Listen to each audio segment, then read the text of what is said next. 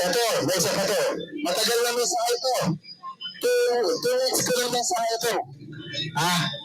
Building and walls will fall and burns. Diba? Gusto ba natin mangyari ito? Okay, ayoko kasi marami na namang Pero ito sabi na ang Lord, there will be some buildings and walls will fall and burns. Some structures. So anong klase? Structures. Hindi ko na alam kung anong mga structures. Pero ang Lord na yun, nag-prompted. Maramdaman ko ang napakalakas sa process ng Lord habang isinusulat ko ito. Burns. Diba?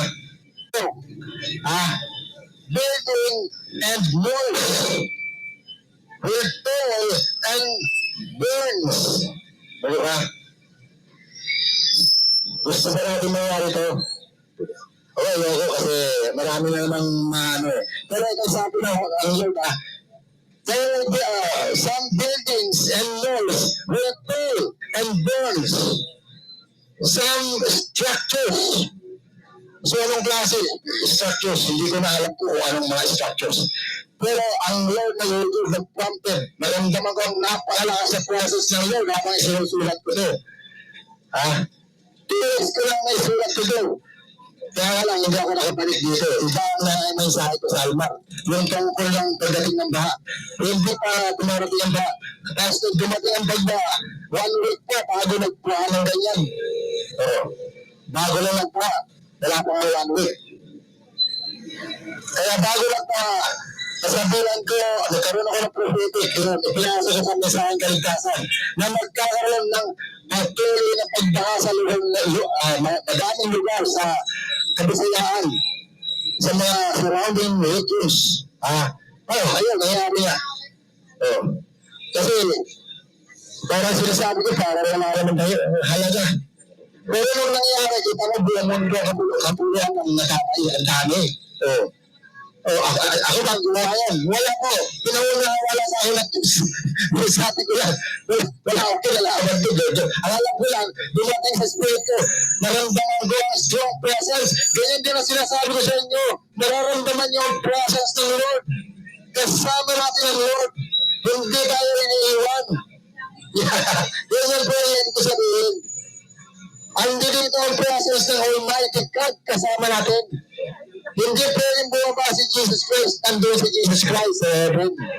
Nasa kanan, the throne ng Almighty. Kasi 2 days pa lang tayo sa Diyos. Yung 2,000 years sa tao, 2 days sa Diyos. Kasi Jesus Christ, nag-iit na matapos. Kaya nga ministry ng Holy Spirit. Sayang kung hindi nyo makikilala, nararamdaman ang Holy Spirit, ang Espiritu ng Almighty God. Diba? Sayang talaga. Sayang. Tuloy po tayo. Itong prophetic na to, 2 months ko na sinasabi to. Kasi mahirap sabihin kasi ito. Kasi parang nararamdaman ko ang process ng Lord. Ang layo naman natin, ang pakialam natin. Ito tungkol sa Middle East. Sinasabi ng Lord, naramdaman ko, Sultan Army. Nagkaroon ako ng tinatawag na reasoning sa isip ko at bigla ako naramdaman ng Holy Spirit. Ang lakas. Nagsasabi, Sultan Army. Yun lang ang narinig ko. Sultan Army. Tapos, kaya ako, ano ba? Sultan Army. Sino ngayon? Naramdaman ko na itong Sultan Army, nagsimula to sa Iran. Na nagkuha sila ng kanilang mga tinatawag na proxyar doon sa mga Houthi at iba pa sa mga Lebanon, yung mga ano dyan, mga tawag dyan, Hezbollah. Kasi hanggang Syria, mga Arab sa yan. So itong Sultan Army, sinasabi, ay mga binubuo ng mga Arab nations itong Sultan Army. Pero ngayon, dumating na naman sa spirit ko, kasama ng prophetic ng Sultan Army, may panibagong Sultan Army. Sino? Ang Turkey. Sila na naman ang maglilid ng army as a Sultan. Sultan Army. Oh, anong pakialam natin dyan? Di ba? Mangyayari ngayon yan, ang umatikabong ano yan, ngayong December. Kaya sinasabi ko, magkakaroon ng third global war sa buong mundo. Na pinabilangan ng mga armies na yan. Ay na-involve yan na bansa. Sino? Yung Israel. At saka yung mga major European, meron din sila. Ang Amerika, yan ang involved yan.